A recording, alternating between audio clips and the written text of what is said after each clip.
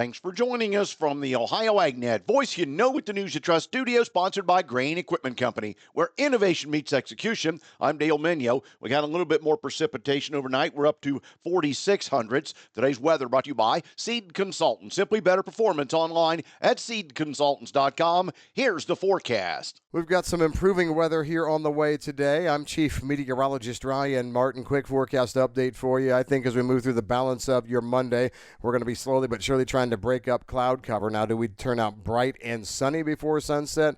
I'm not going to make promises I can't keep, but we're trying to move that way.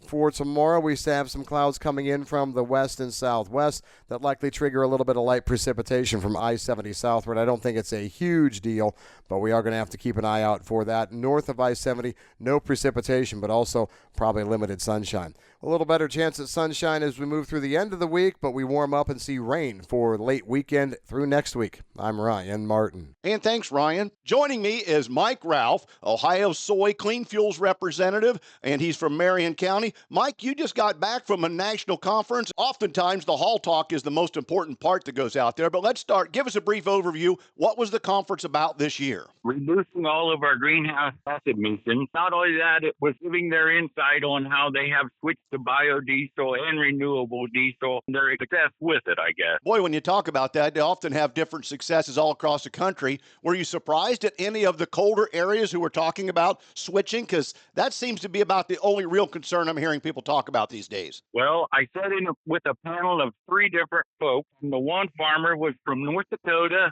about 25 miles south of the Canadian border. His farm had slowly changed to biodiesel, and he said at home this morning when we were there, it was 28 degrees below zero. But he said, we've been getting along fine with it. Wow, that's the kind of things you need to hear regularly. And we used to talk some about price, but I got my last tank delivered at $3.39, delivered to the house for B20.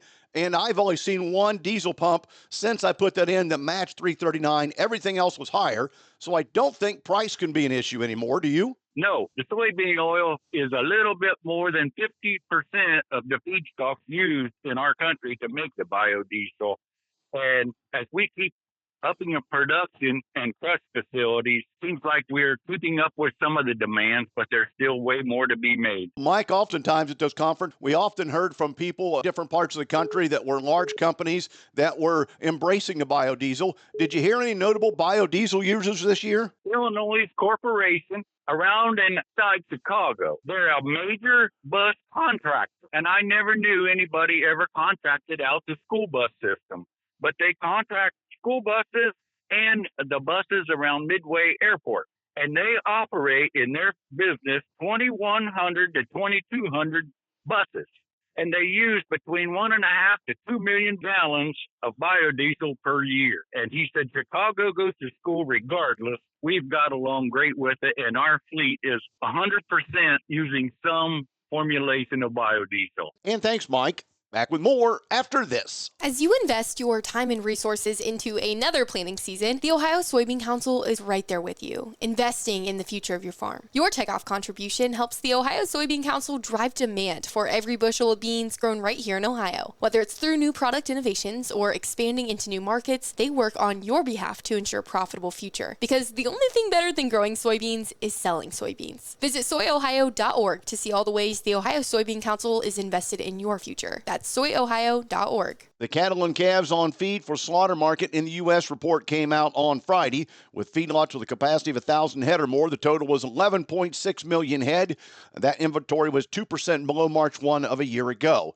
In the placements in the feedlots, we were at 1.55 million head, 18% below last year. And marketing of fed cattle during February totaled 1.63 million head, 9% below 2024. Time now for the midday market analysis provided by Leist Mercantile and sponsored by Brandt, helping growers take control for over 70 years. This is Ryan Metzger with Leist Mercantile providing you with your technical outlook for today. We have May 25 corn futures with the first level support seen at $4.60 and the first level of resistance at $4.68. May 25 wheat futures has the first level support seen at $10.04 and the first level of resistance at $10.16. May 25 wheat futures has the first level of support seen at $5.53 and the first level of resistance at 563. Please visit our website, licemercantile.com, to learn more about our grain marketing program and crop insurance services. And thanks, Ryan. Today's market is brought to you by Seed Consultants. Simply better performance online at seedconsultants.com. May corn down 2.5 at 461 3/4. December down 1 1/4 at 449 3/4. The May beans are down 3 1/4 at $10.06 1/2. November down 3 1/4 at $10.04 1/2. While July wheat's down 10 1/2, that is an improvement from earlier. It's 564 for the July. September down 10 1/4 at 580 3/4. April cattle, after the cattle on feed report on Friday, is up 82 cents at 207.77. April feeder cattle up $1.32 at 286.30. April lean hogs down 82 at 85.30. This is the Ohio AgNet.